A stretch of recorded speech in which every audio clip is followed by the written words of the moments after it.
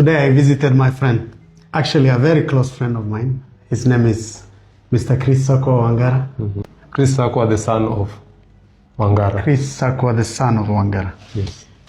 Chris is very experienced HR consultant. He has like 20 years experience minimum, both in the NGO space and government space. FMCG as well. And FMCG, yes. Thank you for your correction. He's currently doing his PhD in leadership, and this is an element that I want to speak to. Chris, what is leadership? Let me start there before we speak to other elements of leadership. My English teacher back in primary school taught me not to use the same word to define what I'm trying to define. Yes. But I wish to break the canon rules of grammar and say leadership is leadership. So in essence, it is about leading Others.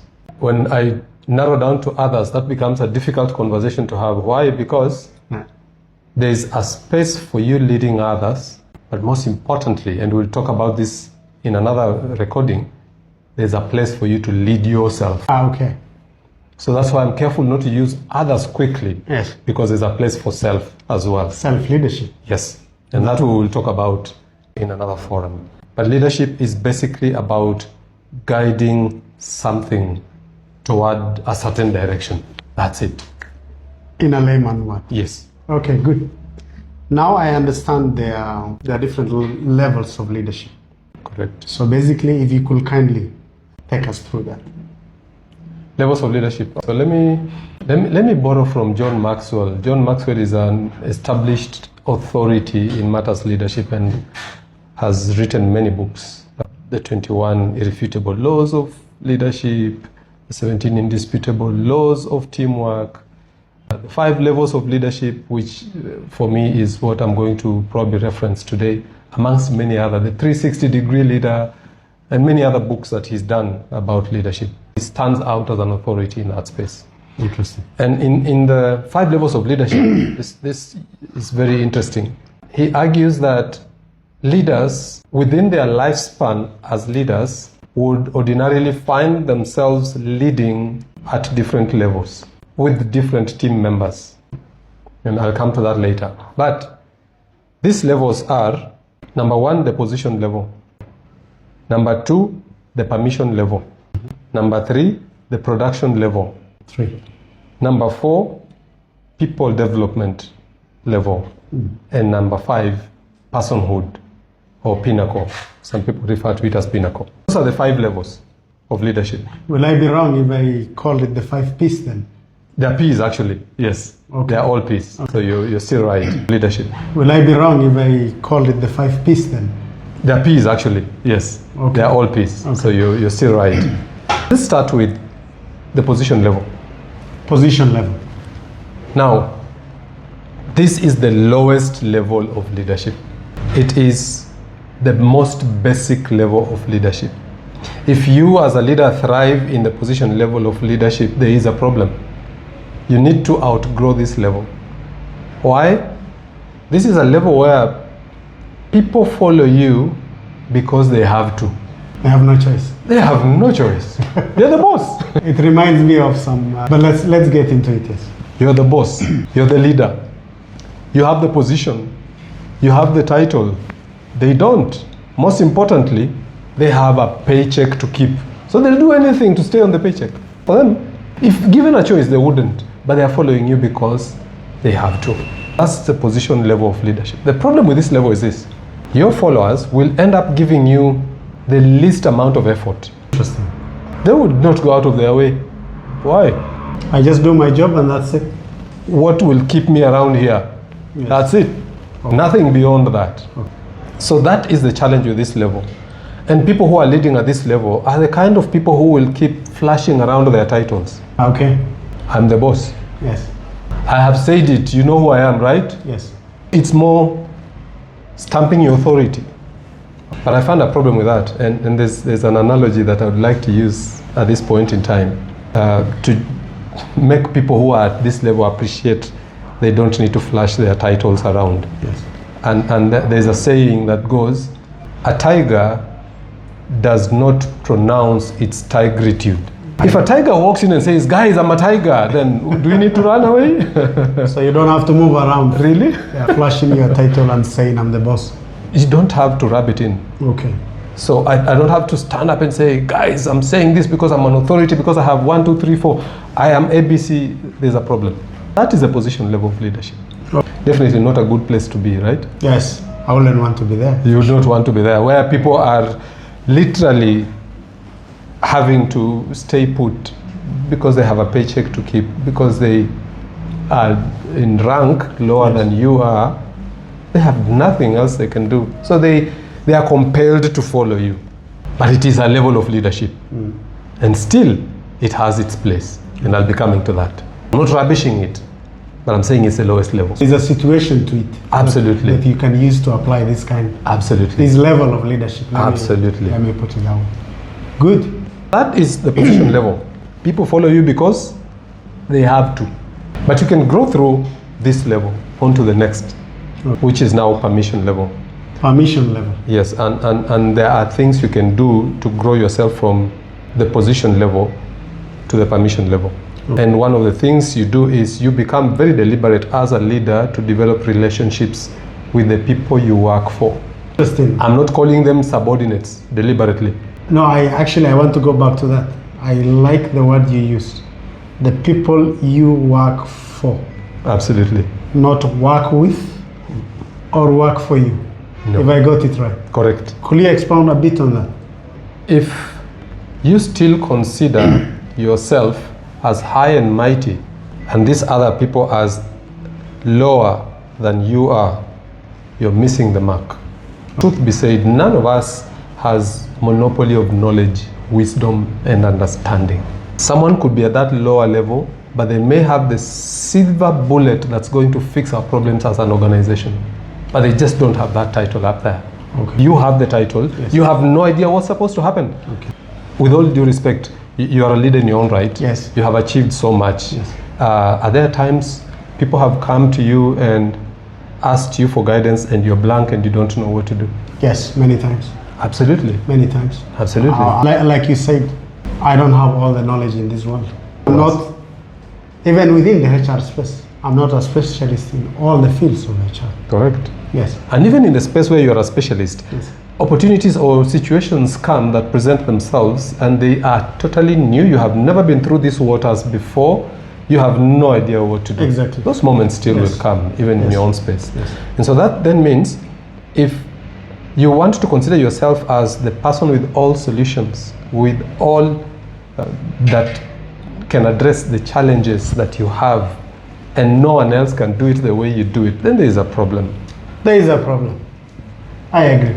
It's important for us to appreciate that our team members are here because there's a value they are adding. They're not here because they are pushing us. They are a value add. And so they get things to happen. Yes. In their own right, in their own levels. They do the heavy lifting. Yes. They're the ones who push this thing. Yes.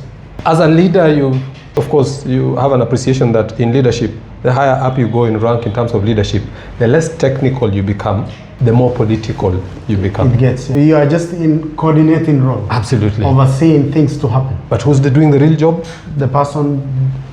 You work for. Yes. The person you work for. Sorry. Absolutely. So that's the reason then we need to be very careful in the kind of terminologies we use, even when we refer to those that we have been entrusted with to lead. You can't call them my juniors, my subordinates. You heard that? You can't call them? It's unfortunate. My juniors. My subordinates, and other such terms. Yep. So we'd rather refer to them as the people we work for. All right. Whatever we are doing is in the best interest of these people as well. Now let's speak to the permission. So build relationships with your team members, and now you will move from leading them because you have the title, you have the position, and they have no choice but to follow you, to a point where they follow you in permission level because they want to. It's voluntary. Absolutely. You have built relationships with them. You have connected with them. You have been able to understand each of them. So when you're building relationships, it's not wholesome. You can't say I have a relationship with my whole team, this kind of relationship. No, it's relationship with individuals in the team. You have been deliberate about it. So it kinda is now becoming personalized. And as you develop these relationships with them, and we have been friends for a while, we are good friends. Yes. And we have built this relationship and developed it. So much so that you would take a bullet Yes. for me, and I would do the same. Yes. If you get to that level with the people you work for, They take a bullet for you. absolutely. But if they are the permission level and the bullet comes, guess what will happen? They will duck. They will let you take your bullet. They have a paycheck to keep. But when you develop relationships with them and you operate with them at the permission level, then now they are willing to go out of their way. They could still call you boss. Yes.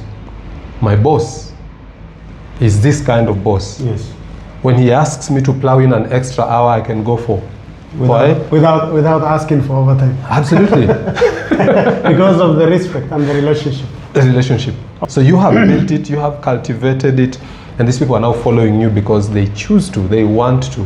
Very important that you develop relationships with the people you work for. Exactly. Now, just I have a question on that. On relationship is the how. There's an effort to it. Like you said, we are good friends. It took both of us to build that kind of a relationship. Correct. If you are the leader, how will you go about it?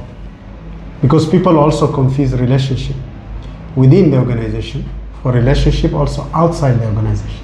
It is foolhardy for you when you're building relationships to separate and divorce the two.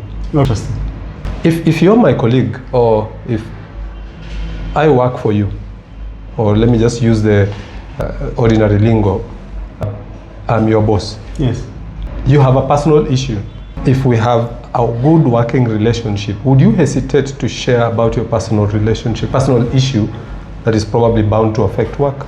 No, because even when you are making that decision, say if I was to go for an off day, you will understand if I told you I have a sick child, this is what is going on. I think it even eases you, it helps you to make the decision faster. Even though I'll be talking about personal matters at family level. And I, from my experience, have seen, and I've also experienced this at a personal level, instances where you are so close to your colleague, you share with them those personal issues back at home. Yes. Because of the, look at it this way, in the workspace, how many hours, working hours do you spend with your colleagues in a day? Minimum 8? 8 hours. Yes. How many hours are there in a day? 24. So 8 as a fraction of 24 is what? A third. 3%. A third of your day Yes. is spent with your colleagues at the office. Yes. So if a third of your day, let's just call it a third of your life, is cagey and you cannot divulge certain information about, what kind of life are you living? Because how many hours do you spend with your own family in a day? Unless you are a spy and the position requires you to hold on into some things and then you can't share. I get it.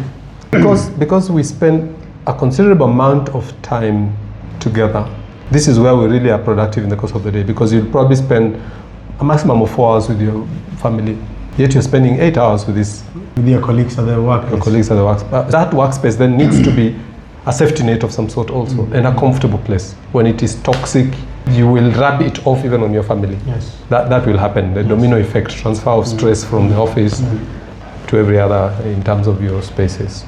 Separating the professional relationship from the personal relationship should not arise if we trust each other within the workspace. It would be natural for me to share personal issues with you because of the relationship we have built. I wouldn't be quick to say, let's draw the line. Now this is professional. When it comes to personal, your shame, just carry your cross. So we make it agile. Exactly. When you are developing relationships, you are willing to even share personal challenges that you are facing with your colleague in building trust. And Patrick Lencioni talks about this in the book, The 5 Dysfunctions of a Team. He talks about it, that when you are building trust and building these relationships, they are all anchored on trust. You become vulnerable to that extent that you're even able to say, I'm not in a position to do 1, 2, 3 because I am suffering from ABC back at home. You're willing to be vulnerable. You're not showing incompetence, Yes. but you're being human, and because of the kind of trust levels we have, to come clean. Build those relationships anchored on trust. Trust is earned over time.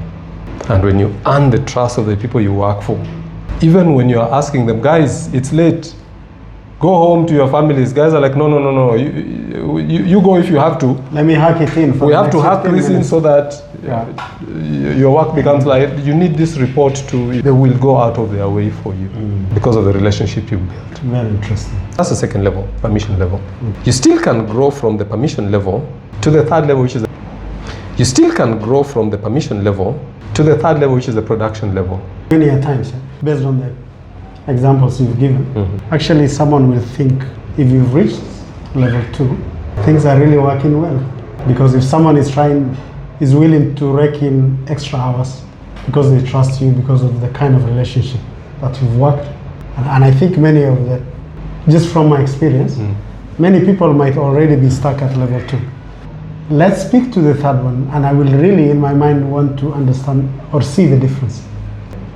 So the third one is production. At production level, people follow you because you produce results. They also want to produce results like you do.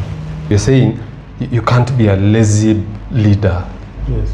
Despite being in relationship and holding the position, you need to perform. Perform. No two ways about it. Now you're getting into a space where, apart from earning the trust of the people you work for, you're now earning credibility. They know Abbas, if you don't do this thing now, he will come and sit on it and do it. He's that kind of person. And he will deliver results anytime. No excuses. Abbas is a person who delivers. So we better do it right now. But they also want to be like you because you're this person who has it, you're delivering the right things, you are timely in your delivery, you're effective and efficient. They want to be like you. Who wouldn't want to be that kind of a person? People now follow you because you produce results, and they would also like to be like you. As a leader, they kind of emulate you. Correct. Oh. Correct. So as a leader, you have to be ready to roll up your sleeves. Let me try it. Right? You have to roll up your sleeves, get into the trenches. Productivity.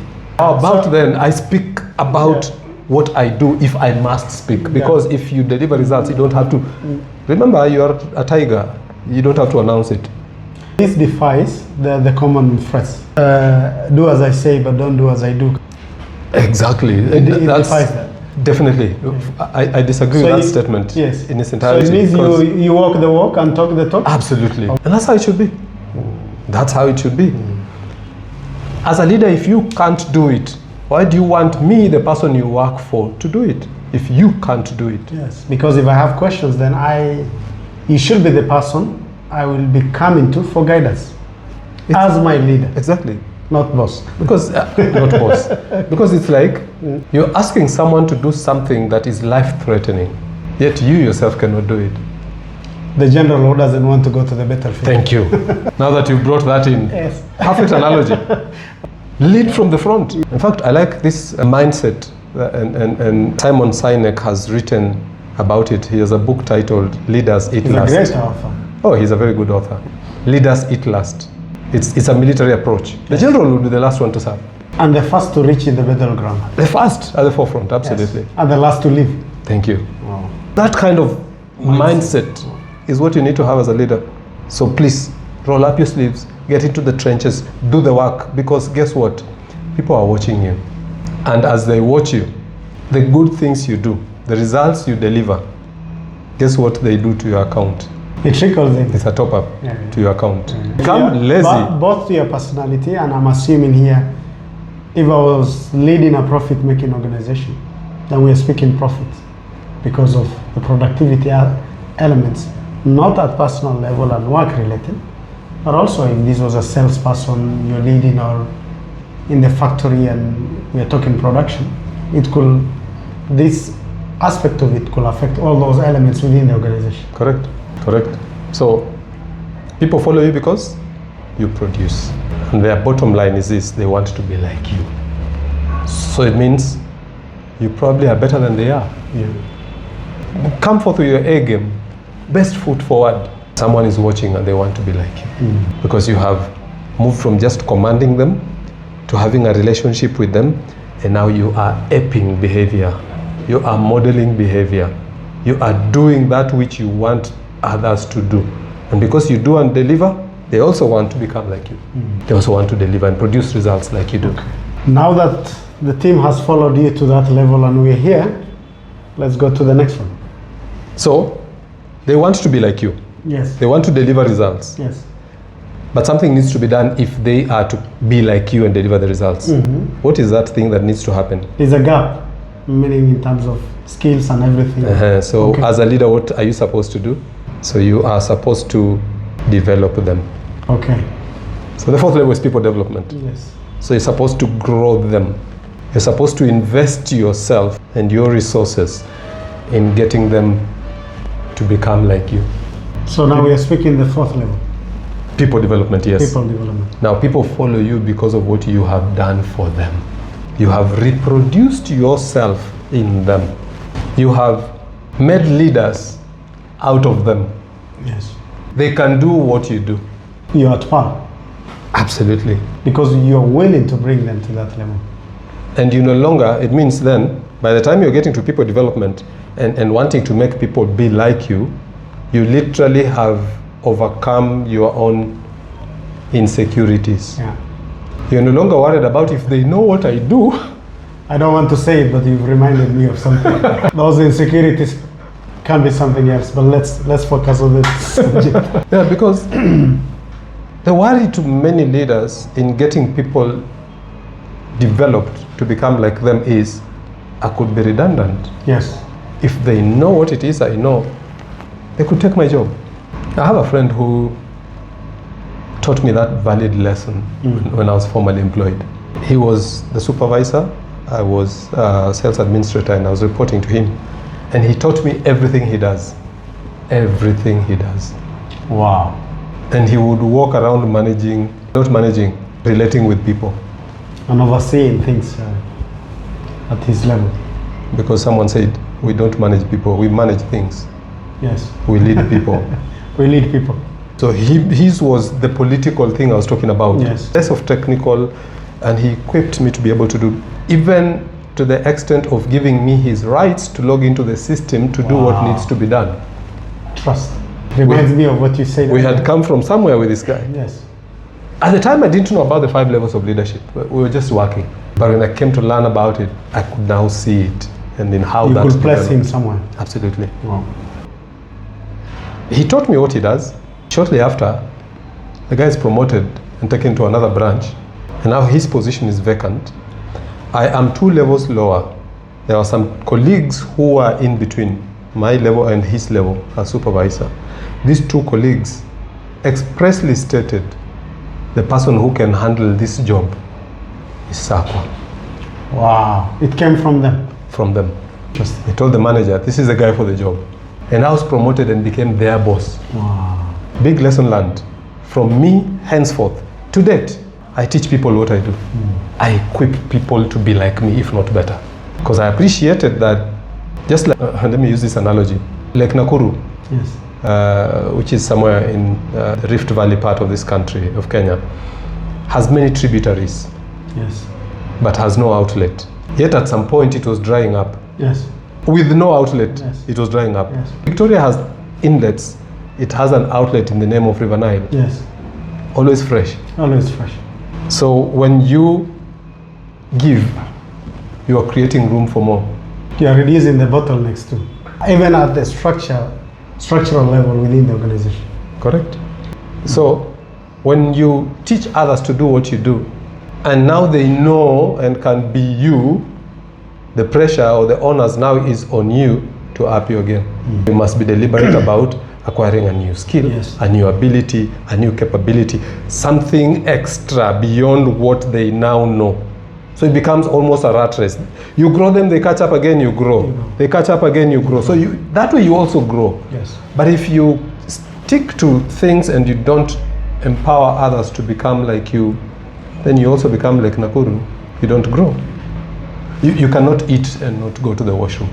I will leave that there. From leadership perspective, I shall eat more. Eat, Yes. but also use the restroom. Yes. Yes. I get it. So people at the people development level follow you because of what you have done for them in terms of equipping them. So we must be, as leaders, deliberate about growing the people we work for to be better than us. Your teachers who taught you in primary school, were they not better than you? They were. I'm not sure now though. That's where I was getting with this. Yeah. They were willing to grow you so you become a better person even than them. And it has happened. Yeah, and teachers, I think, are the most selfless human beings that I know. Someone willing to nurture you so that you are better than them. What I don't understand in this is in the most countries that I've worked with, why they shouldn't be the people who are paid most. The most. In any country. I agree. I think the one country that appreciates these guys and remunerates them well is Denmark. Is it Denmark or Poland? No, sorry, Poland. I think it's Poland. No, it's Denmark. Is it Denmark? It's Denmark, I think. No, Finland. It's Finland. They have a very interesting system of education. We could talk about that on another day. Yeah. Where even in a classroom, there are always 2 teachers, and they're graduates. Yes, but I'm also informed to be a teacher in this country, you must be the highest performer in high school or even in the universities. For you to, the qualifications required for Cream you to de la be a cream, teacher. the top guys. Yes. It's more than that of medicine or... Very highly respected. Yeah. It's something to reflect on as a country. I think we could borrow from that. And probably even at an individual level, just be like a teacher. As a leader, just be like a teacher. That's hard hitting. Have the interest of the people you work for at heart. Equip them so tomorrow they can outgrow you, become bigger than you. It has a way of coming back to you. Thank you for that. So that is the 4th level. Still, there is a level above that which is now personhood. Personhood? Or pinnacle. That is the 4th level. Still, there is a level above that which is now personhood. Personhood? Or pinnacle. Sounds almost like self-actualization in leadership. Yes. It's like self-actualization. Now this is the epitome of leadership. This is the highest point. You reach here and then it's hats off. Hats off. Because once you hit it, people follow you because of who you are. Wow. I have 2 illustrations I could give. One is on a light note. Don't get me wrong if you're watching this and you're Kenyan. There are people who say, we had people say, so and so has said it. We will do it because he has said it. Yes. Okay. Remember when we were doing the constitution? Yes. And the guy said, why do I need to read it? He has read it and he has said it's okay. He's read it on our behalf. So he has said it's fine, we pass it. Yes. And you know that kind of cultic following? Yes. That's what we're talking about. People now, you say it, guys are with you. They know surely Abbas has said it. No question, we just follow him because of who he is. I wanted to use that specific person as an example, but probably now take it over to the likes of Nelson Mandela, who really has earned the respect of people across the globe. Yes. Guys got him. He has personified this pinnacle. People follow him because of who he is. But even so, at that level, there's one thing that is important for you as a leader to consider. Please do not let pride have the better of you. They say pride precedes fall. A big fall. A big one, eh? Yes. Stay humble. Stay teachable. There's always something to learn, even if you are at Pinnacle. There's always something to learn. There's always something to unlearn. And there's always something to relearn, in the words of Alvin Toffler. Learn, unlearn, relearn. Yes. Those are the 5 levels. And in these levels, we also need to have the appreciation that you as a team leader cannot be at one level with every member of your team. You can be at different levels of leadership with different members of your team. Yes. There are those who will follow you because of who you are within your team. Because from where they are, you are the ultimate. Yes. There are those within your team that you have grown and developed to be like you.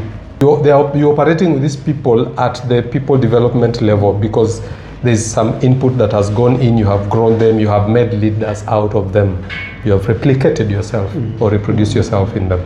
There are those who will follow you because you produce results within this very team. There are those who will follow you because they want to, because of the kind of relationships you have developed with them. But there are others, and that's why we said it's situational initially when we talked about you would have to operate with at the position level. You don't assume people are on the same No, you don't. scale or then, level, let me put it down. Correct.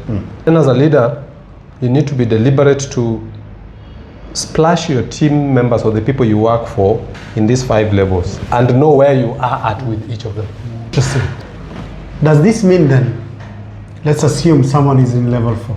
The approach to the person who you believe is probably within your team is 1, and the one at 2 and the one at 3. If you were to pull the team to different levels, all of them, then the approach to everyone from where you sit should be different. You have nailed it. It's supposed to be a personalized approach to leadership, not a group approach. Good. Leadership should be personalized. And so yes, the approach will be different for everyone. Because guess what? Someone you probably are with at people development level, the 4th level, goes through something in their life that affects their work and they drop. That happens, doesn't it? Yes, it does. If you're not careful to put this person where they are at, you may still continue to operate with them like they are at level 4, yet now because of what they are going through, you need to operate with them from level 1. Or they just, maybe not a personal issue they are going through, they've just developed some bad manners and bad habits. You can't continue treating them like they were at level 4. You now need to flash your boss card. Tell them, listen, we're not going to negotiate about this. Get it done. Yes, and this reminds me of we'll speak about it one day, I hope, the situational leadership. Correct. How do you approach different situations based on the leadership style that you should have given the scenarios? I'm thinking here, maybe if you are responding to an emergency, there's no time for a lot of conversation. Things needs to get done. There's fire, it needs to be put off. But hopefully we'll talk about it. We will, because there's a need for us to also lay ground and get people to appreciate the different styles of leadership that exist, so that then you know which style would be appropriate in which situations. Now when you're talking about situational, we're talking about applying a specific style of leadership in a specific situation. We need to just have an appreciation of how this journey has been. There's a lot to talk about. Even the conversation about are leaders born or are they made? Individual conversation that we also need to have. Yes. But yes, we will, before we even get to the situational approach, just appreciate what there's different styles of leadership that exist. The autocratic, the democratic, the servant leadership, and we'll just go over all this and then ultimately agree on the best approach, which then is probably what you're referencing, situational. Thank you so much, Chris. A pleasure. 5 levels of leadership. Today, I think we've built the basics, basically, for someone to understand their levels. But we also mentioned they could be different situations and styles of leadership. So maybe different types of leadership, that's what it implies. But then again, I will want to speak on behalf of someone out there who wants to reach out to Chris. I want to be coached because I'm a leader, I'm a member of parliament, or I'm a leader in certain organization, and I want to reach the pinnacle with the support and guidance of Chris or his comrades, the likes. How do they get in touch with Chris? I am privileged to be running an entity called Human Resources Development Ingenuity Limited, or HRD Ingenuity Limited. Our website is www.hrdingenuity.com, so you could go to the website, contact us. Just hit that. The email will go to info, but you just need to write attention Chris Sakwa, and you can get me on that. Better still, you can look for me on social media handles. On LinkedIn, I'm Chris Sakwa Wangara. On Facebook, I'm Chris Sakwa Wangara. On TikTok, on Instagram, just hit me up and let's pick that conversation from there and see how best then we can help you navigate the growth journey in terms of leadership. Speaking of which, we probably need to have a conversation about the growth mindset. Yes, for a leader. Yes, we should. When you invite me again, We should. We can Very do that. soon. We should very soon. Yes. Thank you, viewers. I'm actually glad to have spoken to my friend. It's always refreshing to speak to Chris Sakwa Wangara. The aim was to set the pace and put the basics in place for people to understand. Then, believe me, this is the basics. We've just started.